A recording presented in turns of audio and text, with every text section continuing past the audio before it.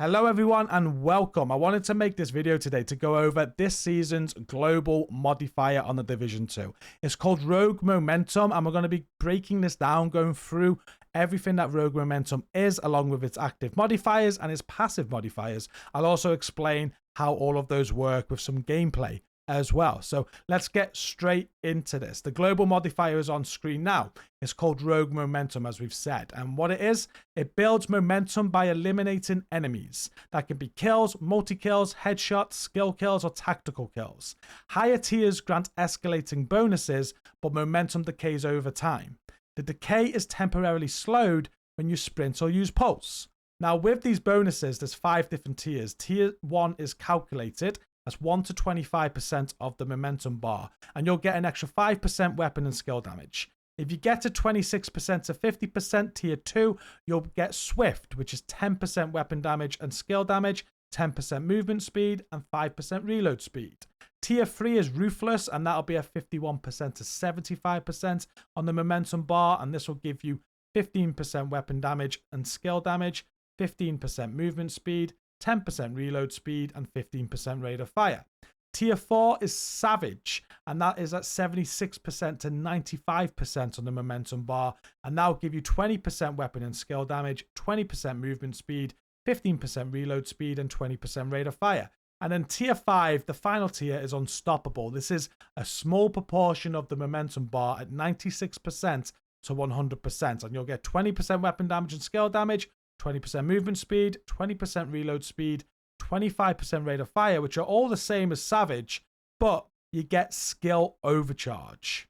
And then we also have blacklisted enemies. Random enemies marked during combat provide bonus momentum and 10% weapon handling and critical hit chance when killed. Taking damage from blacklisted enemies drains momentum up to 15 times faster for 5 seconds. And just in case you're wondering what blacklisted enemies look like, it's this enemy here. You can see it with like the person icon with a line going through just above their heads. Any enemy with this above their head is a blacklisted enemy. So there's not a lot to think about. When you think back to last season on the Division 2 with all the different ranges, you had to decide what range you're at and things like that. Pretty much just play, kill things, and you're going to have fun. But a lot of people are complaining about the momentum bar and getting that momentum bar high and keeping it high. It can be tricky because you need to get kills and chain kills all the time, and multi-kills. Headshots help, skill kills help, so it can be hard to get that momentum going and keep it up there.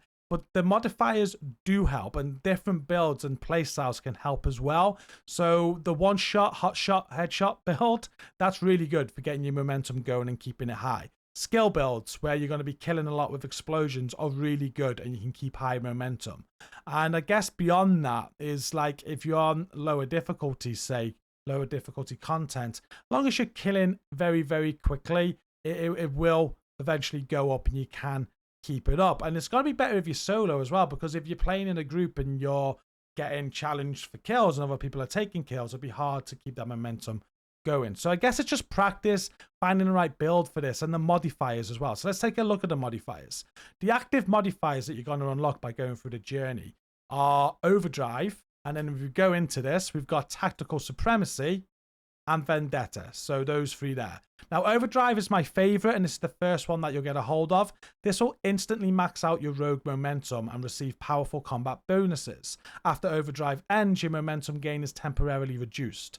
So when you use this, you get 30% weapon damage, 30% skill damage, and 30% rate of fire, and unlimited ammo. The penalty for this is that after Overdrive ends, the momentum gains are reduced by 70% for 150 seconds, which is the cooldown. 150 seconds. But this is really good. If you are struggling to get the momentum going, use this. You'll be max momentum right away. So then all you've got to do is maintain it. Maintaining it is much easier than getting it maxed out. And you can max it out every 2.5 minutes with Overdrive. Even though you've got a reduced momentum gain after that for the entire cooldown, it's still quite easy to maintain once you've got that. So this is a very, very good active modifier. I highly recommend. Tactical Supremacy, I only really use this for the journey, and that was it. I took it off as soon as I got the journey done. But it increases all equipped passive modifier bonuses for a limited time. Your momentum won't increase or maybe cancelled if at ultimate tier. while this effect is active. Certain actions increases the duration of tactical supremacy. Granted bonuses for 15 seconds base are all passive modifiers effects are increased by 100%. Headshot kills add 2 seconds to tactical supremacy's duration, while skill kills add 1 second. Tactical supremacy can be extended by a maximum of 25 seconds, and the penalty is there's no momentum gain while this is active. If at unstoppable momentum, tier 95 to 100%, it'll be cancelled on activation, and the cooldown for this is every 60 seconds. It's pretty easy to use, to be honest with you. We will go over the passive modifiers in a moment, but when you use this, all of those effects are going to be doubled, and if you can get headshots or skill kills, you can extend the duration of this. The last active modifier is Vendetta, and I really don't like this one. I only put this on for the journey again, and the journey mission that you need to use this was quite annoying, to be honest with you. But what this does is it marks multiple enemies for elimination using the indicated means, primary weapons, skill, or pistol, to earn stacking defensive bonuses. Failing to eliminate enemies using the indicated means reduces your armor. So the bonus per elimination method is that primary weapon will give you 25% bonus armor, skill kill will give you 70% damage reduction, and pistol kills will give you 50% bonus armor. That's all for 10 seconds. So when you use this, basically what will happen is an icon, as you can see, is the game in the gameplay is going to go above enemy's head, and if you can kill that enemy with what that icon wants you to, you'll get the bonuses. So primary weapon, kill a primary enemy for 25% bonus armor. If there's a skill icon, use your skill for 70% damage reduction. If there's a pistol above one of their heads, use your sidearm for 50% bonus armor. And as it mentioned, the penalty, if you fail to eliminate a marked enemy using the specified method, you suffer 15% to armor penalty. So you do need to get rid of these enemies with the right weapon, otherwise you will get penalties. Vendetta marks are visible and interactable to nearby players. Its bonuses and penalties can also apply to nearby players. Furthermore, Vendetta will overwrite any blacklist marks while active. The blacklist marks are reverted once the ability effects end. Mark duration is 30 seconds and the cooldown of this modifier is 30 seconds. I personally just don't know what they're thinking with this one. I don't get it. If there's something I'm missing, let me know, because I just think it's a little bit really bad. Not even a little bit. I just think it's really bad. Tactical supremacy ain't that bad if you got some passive modifiers you like and you want those bonuses to be doubled. This could be very good. But overdrive for me is the absolute standout active modifier this season, and I imagine most people will be using that. Going on to the passive modifiers though, we will take a look at how all these work. We'll start from the top left with aggressive drone. This increases the striker drone's damage by 50%, but reduces its duration by 40%. I think this is brilliant. If you're using a skill build with a striker drone on, you're going to want to have this on because it just increases its damage by 50%. And who wouldn't want that when they're using a striker drone? So that's pretty decent. And if you do use that tactical superiority active modifier, then that will be 100% extra damage. Critical momentum is another passive modifier that is very good. Critical hits have a 40% chance to grant 1% momentum. So on crit builds, if you use like overdrive, like I said, and if you can get your momentum maxed out, this is going to help you maintain it with your crits. So as long as you're hitting crit shots, you'll be able to maintain that momentum bar, and it can work very well. So make sure you're throwing that on with overdrive if you're struggling to get your momentum bar up. Use overdrive to get it up, and then just keep on getting crit hits to maintain it and take advantage of that all those momentum bonuses. Critical recovery, I don't really like this one. There was a journey mission around this one that was quite annoying, but critical hits restore 0.5% of your maximum armor. It's very little and very pointless. I don't think the heals are that good at all.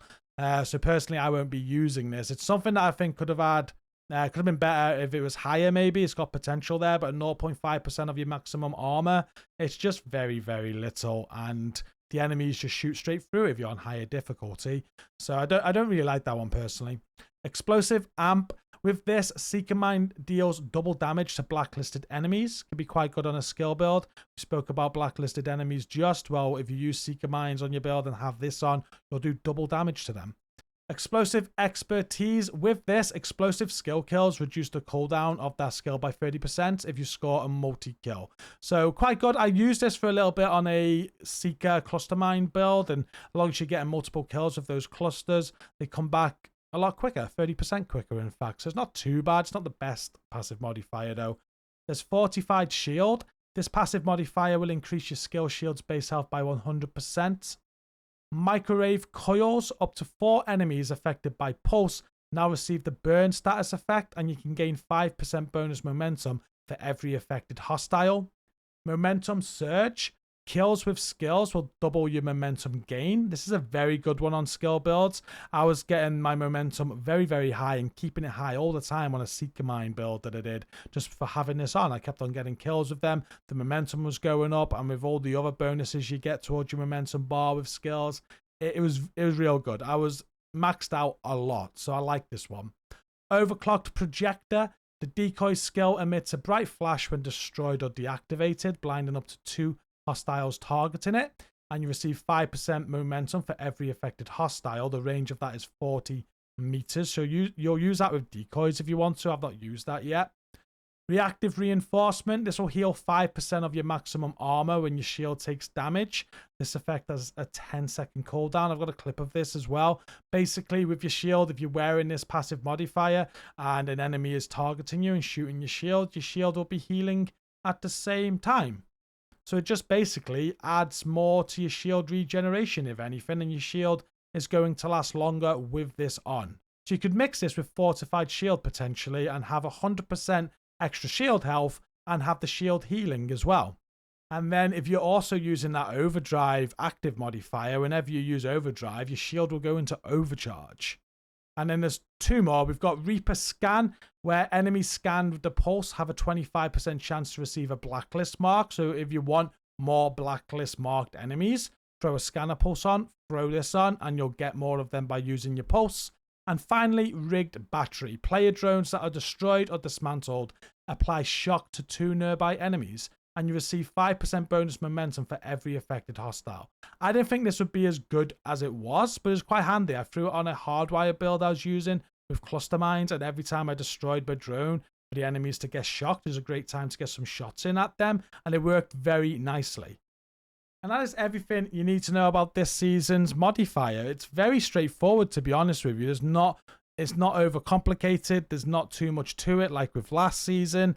You've just got to kill quick, get the momentum bar up, and have the benefits. There are some hostile modifiers we'll go over before we end, and that is called Frenzy. So enemies grow more aggressive and resilient, matching your rising momentum. And frenzied enemies boost increased rate of fire, movement speed, and rapid armor health regeneration.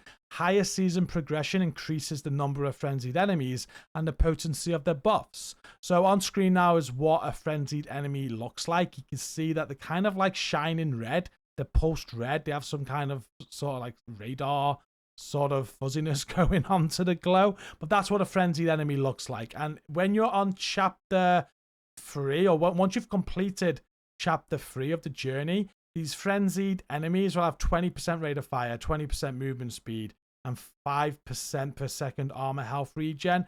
From chapter 4, it's 20% rate of fire, 20% movement speed, and 7% per second armor health regen. And from chapter 5 onwards, it's 30% rate of fire, 30% movement speed, and 10% per second armor health regen. The more you grow in power, the more ruthless your enemies become. Stay sharp, it says. So far, I am really enjoying these modifiers. I'm liking the simplicity of them. And compared to last season, I'm happy that we don't have so many hostile modifiers, which were quite annoying.